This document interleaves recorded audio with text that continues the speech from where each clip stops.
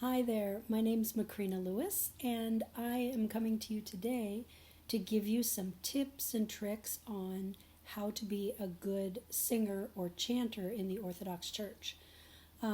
This is for beginners who don't really know much about how things work, and it's an introductory lesson.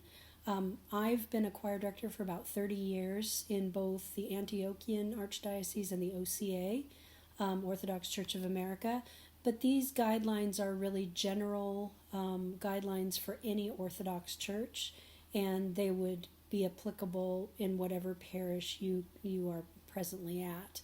A lot of people assume that those who are doing the chanting and the singing in the church have professional level training, and that's often not the case. Many people who sing in the choir are may not read music. They couldn't sit down and read a piece of music all by themselves. They may not have had any training before. They may have had some. Same thing with readers. Some people that are reading in the Orthodox Church are converts and have never read aloud in church like that before becoming Orthodox. So there's definitely room for those who haven't done it before to be able to participate. And here's a couple of guidelines that would be true across the board. First of all, you do need to have some aptitude for singing in the choir. You'd need to be able to carry a tune and have a good sounding voice. It doesn't have to be spectacular, but if you find yourself singing along with things and being able to carry a tune pretty well, then you could consider being part of a choir in an Orthodox church probably. Same thing with being a reader. If you have a strong voice and feel like you can use it, and aren't too afraid to use it in a public way, that's something that you might be able to explore in your parish as well. The first step in looking into participating is to go to your choir director, if you're talking about being part of the choir, and ask him or her about what they typically do to have new members join. You also would want to ask your priest for a blessing to participate in either learning how to read or learning how to sing in the choir. And different parishes are going to have different methods of introducing new people to the art of singing or chanting, and they can direct you about the steps that you would need to take. In terms of actually beginning to take on a role, I have a few important things to consider. Number one, you need to understand that singing and chanting in the Orthodox Church is considered the lowest rung of the clergy. Being a part of the clergy, not officially recognized. You don't get tonsured in order to become a singer. You do for becoming a reader officially, but not for being a singer. However, singing in the choir and reading are both very important parts of the running of the Orthodox church service. And if you've ever been to a service where the singing or the chanting is not beautiful and not understandable, it greatly impacts your experience as a person standing there trying to pray and trying to keep your heart warm and soft throughout the whole service. We have a lot to do with setting the atmosphere of prayer and keeping it. And so for that reason, you really need to have your own personal life of spirituality and practice. So you need to have a life of prayer. You need to be actively attending the services. You need to be actively going to confession and practicing fasting and all of the different practices of the Orthodox Church. That's an important part of being a singer or chanter in the Orthodox Church. So initially, your own spiritual life of praxis needs to be fully engaged. One of the things that they say, there's a saying in the church of that the devil enters through the choir. And what that can mean is that, there can be spiritual challenges. There are spiritual challenges in being part of a parish for everyone. There's always some personalities that you don't like or you don't get along with. There may be, different kinds of challenges that you face in coming to church. The choir tends to kind of ratchet that up a few notches. You're working together with a small body of people, and you're rubbing shoulders with each other. Your personalities are going to conflict from time to time. Plus, your own experience of focus and prayer throughout the service is challenged by the job that you have to read the music, to pay attention to your voice and how it sounds, to be blending with other people. So it's almost like you have another job superimposed on the job we all have, which is to worship when we come to church. So it's really important that your own spiritual life be robust and faithful, because it helps to prevent the devil from entering through the choir and preventing you yourself and those around you from having your stillness disrupted by something that doesn't belong there in liturgy. So that's the first thing that I would say is really a prerequisite of joining the choir, is to have your own active life of spirituality. And that is something that can be worked out and should be worked out with your priest. The second thing I would say is that you need to be attending all the services. I don't mean by that every single service all the time, but it should be your general rule to come to services as much as possible. Personally, I love the services so much. It's been just one of my lifelong habits to be at virtually every single service that I can. I almost never stay home just because I don't want to go, or I'm tired, or there's something I'd rather do.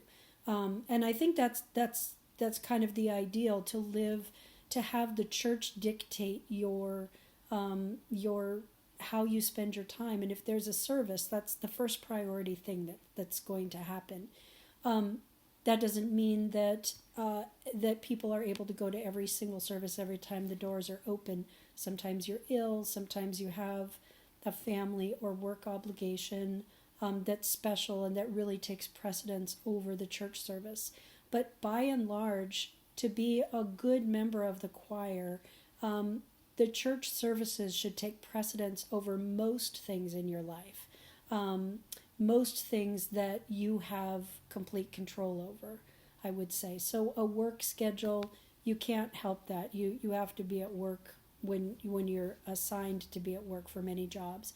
But you do have control over whether you go to watch a ball game, or whether your children are involved in sports that might occur on the same night, like on a Saturday night or Sunday morning. Those kinds of things need to be worked out in your life, and the church services really need to be central to your activities throughout the week. And again, this is something that you can work with your priest on and work out with him, how many times or for what kinds of reasons you're not going to be at church, that there might be something else that's more important, an activity that you need to do. But attending the services is really important, because a lot of Christians, even in the Orthodox Church, still will come to church on Sundays but not during the weekdays, or they'll come to liturgy but not Vespers. For choir members, Vespers is the service where we really have the musical meat, as it were. And also the liturgical meat. That's where all of the material about the saint of the day is. If you just go to liturgy, you only hear a little tiny song about the saint. If you go to Vespers the night before, you'll hear paragraphs about that saint. And it's important for us to be living with the lives of the saints, to have that be the rhythm for us as well when we're singing about them. And you get to learn all the wonderful special melodies and a lot more about the music and the tonal system when you're attending Vespers. and also the other daily services that your church may have. The other thing is to come early to services and be prepared. So zooming into the church right on the dot at 7 o'clock or 6:30, whatever time your Vespers may start, or 5 minutes after it's already started, is not a good habit. And that's for a couple of different reasons. For you individually, it's important, going back to the thing we started with, of having your own spiritual life, a really strong practice of that. For you to come into a church service and to sing the prayers for the community, which you are leading in prayer, you're setting the ethos, the tone for the atmosphere. For you to be rushing in and then doing that right off the bat sets up a contrast that we really don't want to have. We don't want to have the sense of rushing. We don't want to have the sense of fumbling around looking for music, finding out that you have the wrong thing at the last minute and having a sense of panic. It's important to come a few minutes early to the service and to have your heart prepared. Not to be rushing from another place, but even if you have to rush because, again, something's out of your control and you can't help it, sit in your car for a minute, take a couple of deep breaths, and just settle your mind and your heart before you walk into the church and say a prayer and ask God to help you. But plan to be there 5 minutes early and with your heart calm and ready to go, ready to focus. The other thing I would say that's a general rule of thumb for being a part of an Orthodox choir, and it goes along with the spiritual life as well, is to really focus on blending and harmonizing. A choir is a group of people that are working together to present the prayer of the parish before the throne of God. It's a big responsibility. It's a wonderful work to be involved in. It's very illuminating for the soul and the mind and the heart. And for you to recognize that this is a group activity, that we're doing this together, that we're literally harmonizing with one another when we sing different notes and create a beautiful chord, or create a moment of tension that's then going to resolve, creating a pulse of prayer that leads hearts and minds toward God. Those things are incredibly important. And in the Orthodox choir, I think one of the most useful approaches that people can bring, or attitudes that people can bring, is seeing yourself as part of the whole. You don't want your individual voice to burst out and overrun people around you. The goal is to have a beautiful harmony that's not disrupted by chaos, but that presents this peaceful pulse of prayer throughout all the music that you're singing. And so focusing on blending and harmonizing with one another could be likened to the virtue of humility, seeing yourself as part of a whole and seeing yourself as the servant and the supporter of those around you that's going to put forward the other person and look out for the other person's good.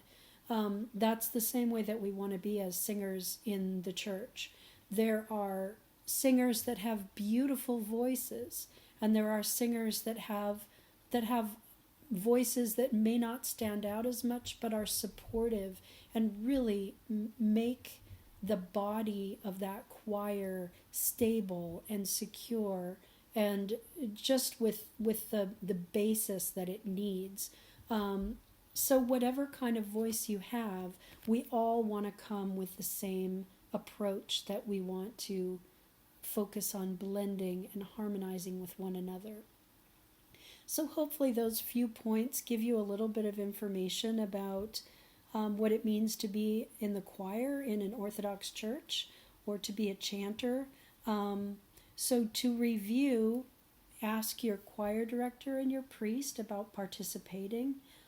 Have your own spiritual life and practice that is robust, and attend all the services, as many as you can. come early to those services and be prepared, and blend and harmonize with one another, and keep that at the center of what you're trying to do.